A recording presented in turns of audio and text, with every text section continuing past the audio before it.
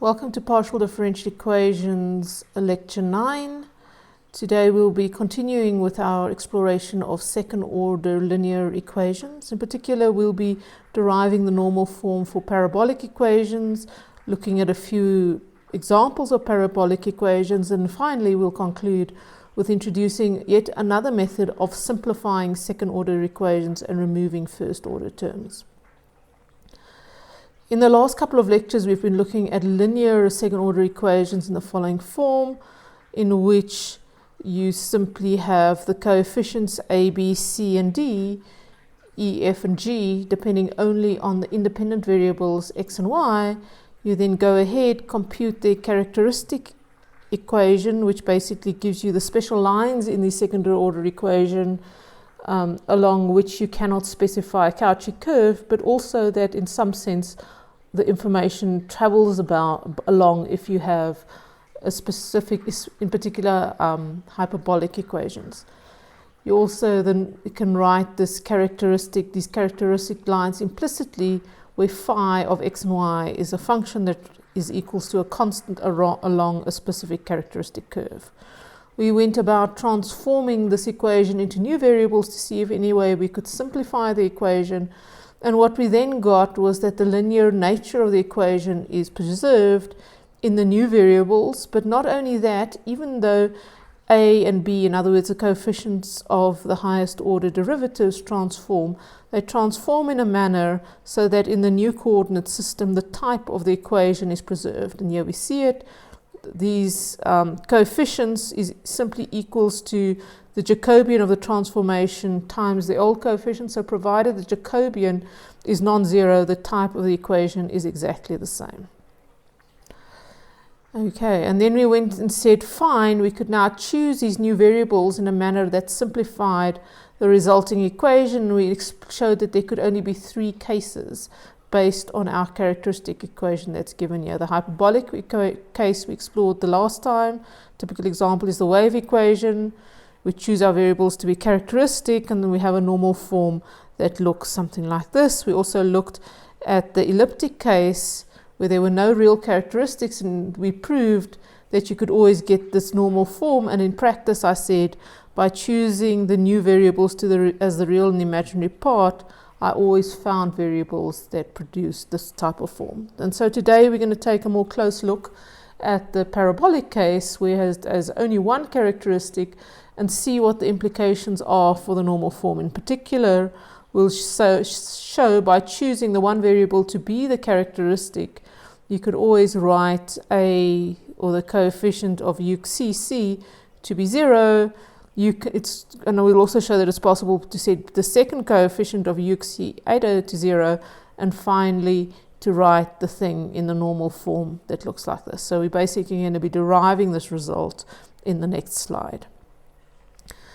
With parabolic equations, basically the condition for the equation to be parabolic is simply that the combination of the coefficients of the highest order derivatives, in this case second order derivatives, is equals to 0, which implies from the characteristic equation that there's only one characteristic solution, and that we have that dy dx is equals to b over a. And now from our implicit description of the characteristics, we can also find that minus phi of x times over phi of y is also equals to b over a. And we can use these two facts to now simplify and explore what the coefficients in the transformed coordinates look like. In particular, we have that a is equals to a phi x squared plus 2b phi x phi y plus c phi y. And if we choose phi to obey this condition, we can simply substitute phi x is equals to minus b over a phi y into this expression of a and factor it out. And what we then get is this thing, okay? Which, if you massage it a little bit, it's equals to that. And we can immediately observe that this coefficient is w squared, which is equals to 0. So a in a parabolic equation can always be set to 0, provided you choose the psi coordinate to be the new c coordinate to be the characteristic. C cannot be set to 0 because there's only one characteristic and the coordinates have to be unique. but we can also set b equals to 0. And in fact, simply by making the same choice of c being the characteristic coordinate, we can show that b is equals to 0 by substituting in phi x is equals to minus phi y b over a, which we get from the characteristic equation. So let's simply do that. We put phi x over here into that term. We put phi x, this expression for phi x, into that term. And then we have phi y, because phi y then appears in all of the things after the substitution. And we can factor phi y out. We get this thing. And we can see that these two terms cancel. And we are left with b squared after factoring out 1 over a minus b squared plus ac. Okay, which is also equals to 0. So simply making the choice of one coordinate in the special case that we're looking at parabolic equations being equal to the characteristic solution, we have set both a and b equals to 0, which rigorously proves the result we gave in the previous introductory slide. The only thing we have to do now to complete the transformation is we must choose an additional coordinate. And the fact is we are free to choose. We have a tremendous amount of freedom to choose this additional coordinate. And the only limit on that freedom is that the Jacobian of the complete transformation must not vanish. In other words, this Jacobian must be non-zero, which is equivalent to saying phi x psi y minus phi y psi x must be non-zero, which basically implies we cannot choose a psi such that its gradient is parallel to phi's gradient. Okay, which is in many ways self-explanatory because you want two independent coordinates to describe the, well, basically two space that your independent variables sort of describe.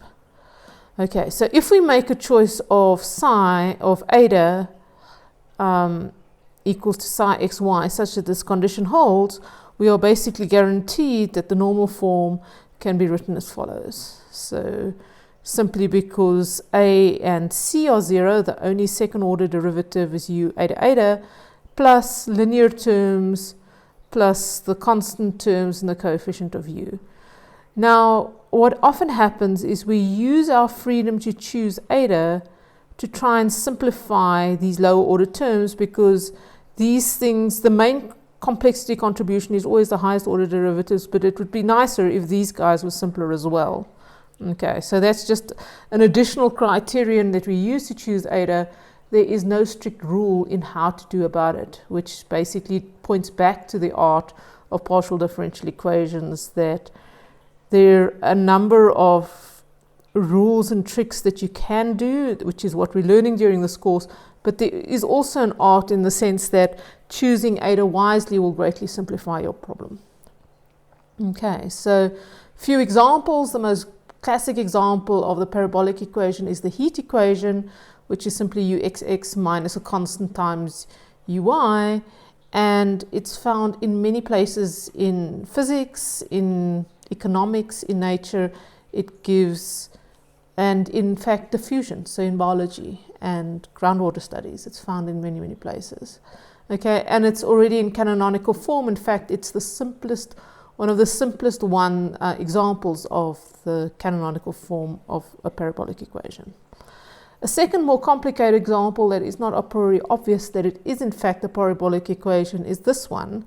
So, as with any second order equation that we've been discussing to date, your first step is to try and write this thing in normal form. And the way we do that is identify these coefficients with the variables that we've been looking at, a, b, c, and d. So the coefficient of uxx is simply a, so that is x squared. The coefficient of uxy is equals to 2b, so b in this case is equals to xy. The coefficient of uyy is equals to c, so c is simply y squared, and you work out b squared minus ac squared, and you confirm, in fact, that we are working with a parabolic equation. So you anticipate that you are going to be able to write it in a normal form in which you only have one derivative of u, second order derivative of u, and the rest are lower order terms, and we're going to see that coming out systematically. Okay, to confirm that it's parabolic, always check this. Write down, the next step is to write down the characteristic equation, which is reasonably simplified because it's simply a b over a. Here we go. So we have dy dx is equals to b over a. We simplify it, it's equals to y over x. But this differential equation is something we can solve, and we put all the variables of one kind on the left and all those on the other on the right. So we have dy over y, okay, so divided by y, is equals to dx over x. This can be integrated formally, and to give that the ln of y is equals to the ln of x plus some constant c1. And we can take the exponential and have that y over x is equals to c2. Okay, and we can now use this characteristic equation to choose the constant identifying the characteristic as the new variable. And it doesn't matter whether you use this expression or that expression. I simply chose the second one because I don't like working with lns, but choosing c1 as the new variable would have been valid as well. Okay, so here we choose c is equals to phi of x and y, which is equals to y over x, which is our new coordinate. And remember that we anticipate when we do the full coordinate transformation, we are now going to get it in a normal parabolic form. Before, however, we proceed, we must choose our additional coordinate eta, and I often choose it that it's simple, just different from xc, and that the gradients are never the same. And in this case, the other coordinate we can choose can simply be equals to x. So we can have eta is equals to psi of x and y, it's equals to x. And we proceed now and systematically write the second order equation in our standard canonical form by transforming the equations. And we have to do that, we have to work out the first derivatives. Here we have ux is simply equals to u du d eta dx, which is equals to 1, plus du dc dx. Okay, and that's equals to minus y over x squared. So that's where that coefficient came in. Du dy is simply equals to du d eta times d eta dy, which is 0 because eta is x, so no contribution, plus du dx times dx dy, which is 1 over x. So we only have that term contributing. We can now go ahead and work out the second derivative. So d dy of this thing is simply equals to 1 over x d dx of this thing. So what you get is 1 over x squared uxc. The uxx term, you also proceed by applying this operator twice. So you have d d eta of this whole big beast. So you have u eta coming out, and you have minus y over x squared d d eta coming out over there, and then you have multiplied by d eta dx, which is just 1, plus d dx of this big beast times by minus y over x squared.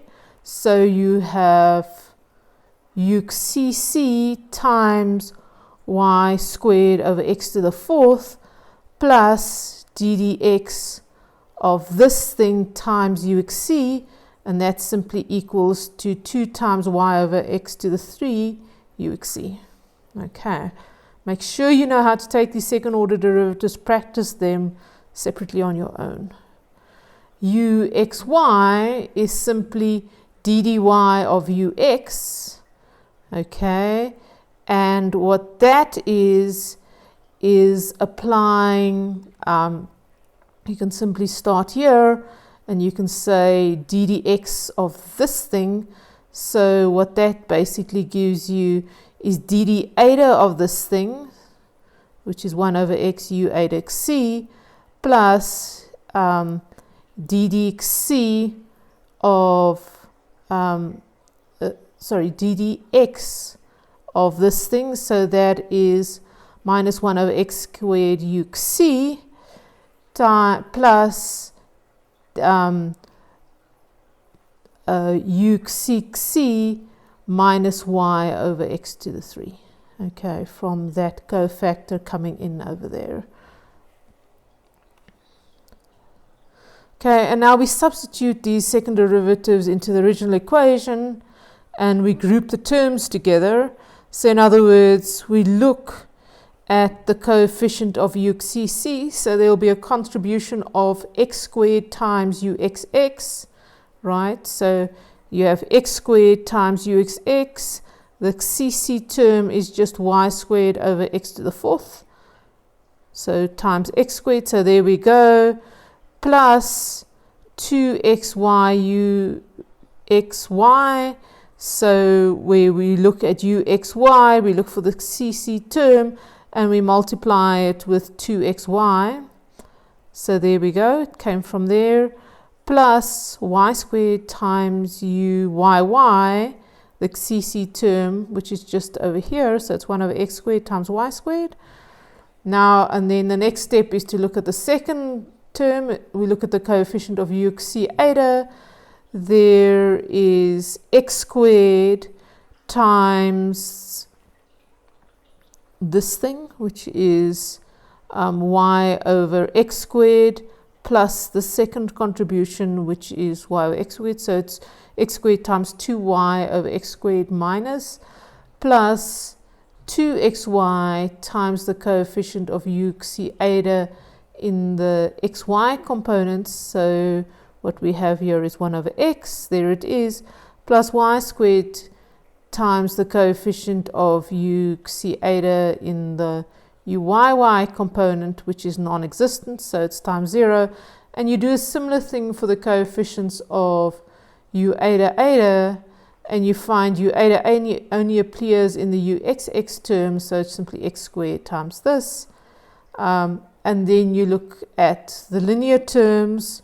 uxc appears only in the uxx term and the uxy term, so you add in the contributions from those two, and there we have it. Okay, and if you look very carefully over here, this thing actually cancels, so this tremendously reasonably complicated equation simplifies to this thing. Okay, and because x squared, except when x is 0, is positive, you can divide by that and you're left with u eta is equals to 0, which immediately implies you can integrate it with respect to eta. So we get, integrating once, we get that u eta is just some arbitrary function of uxc. Integrating a second time, we find that u can be expressed as f of xc times eta plus another arbitrary function of xc. And now if we transform back to our xy coordinates, we write down a general solution of uxy.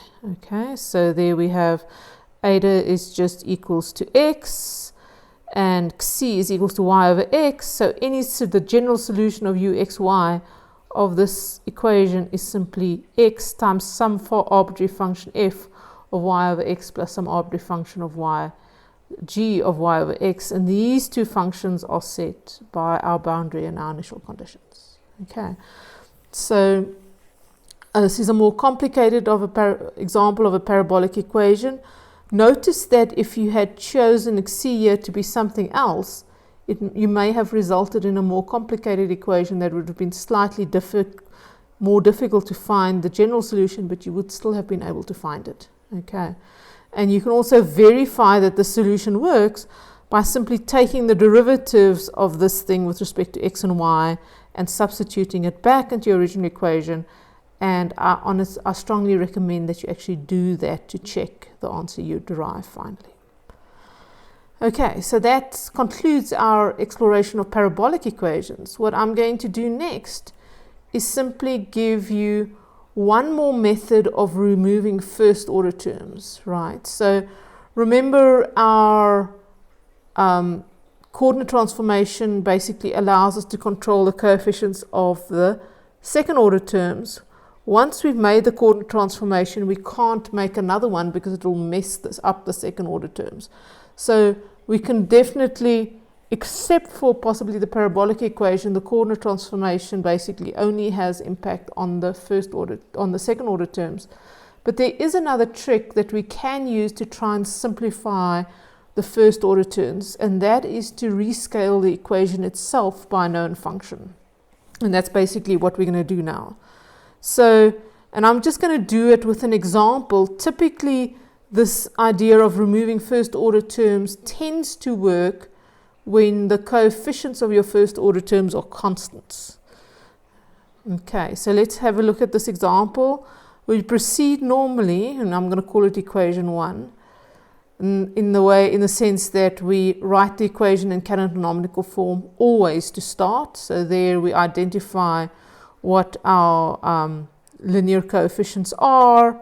We check that it is, in this case, by basically an elliptic equation, because the thing that goes in the square root is negative, and we therefore know that we can choose equations so that the second order derivatives looks basically like Laplace's equation. And the way we go about that is to write down the characteristic equation, which is complex because we are dealing with the elliptic equation. So there we go. We can actually integrate that equation explicitly because it's just a constant on the right hand side. So we have dy is simply x times that constant plus c. And as I mentioned earlier, we're now going to let our new coordinates be equals to the real and imaginary part. So let c be equal to y, and you take this thing over, plus 3x, and let eta be equals to the square root of 3x. And as I mentioned in the previous lecture, you have to keep this coefficient that it is strictly your real and imaginary part. Okay, you can't rescale it with something else because then you get you don't write it in the normal form as easily. Okay, so now we're going to basically transform to these new variables.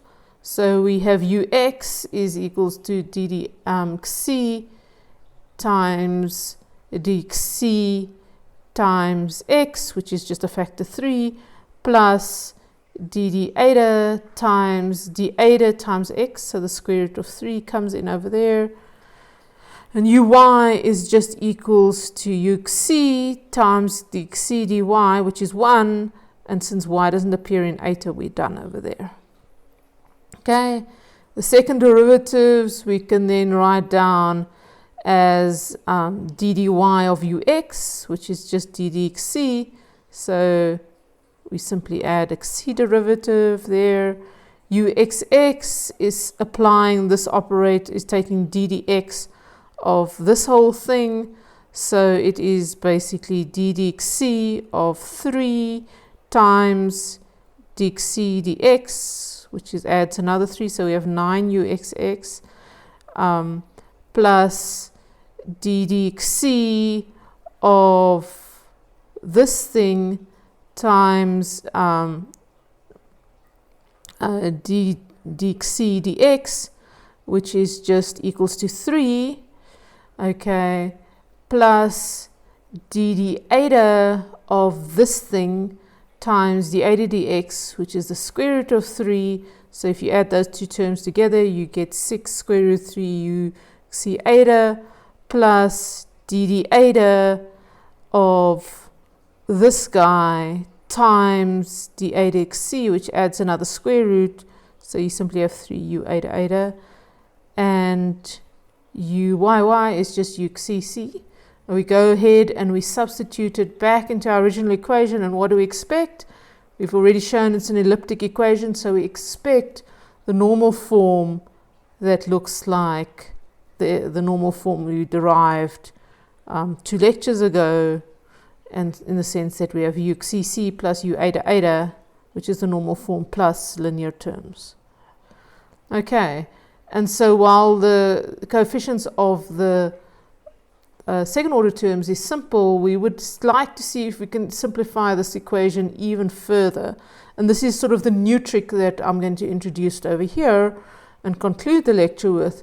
the way we can do it to transform the equation is we can rescale our unknown variable with a function that we know.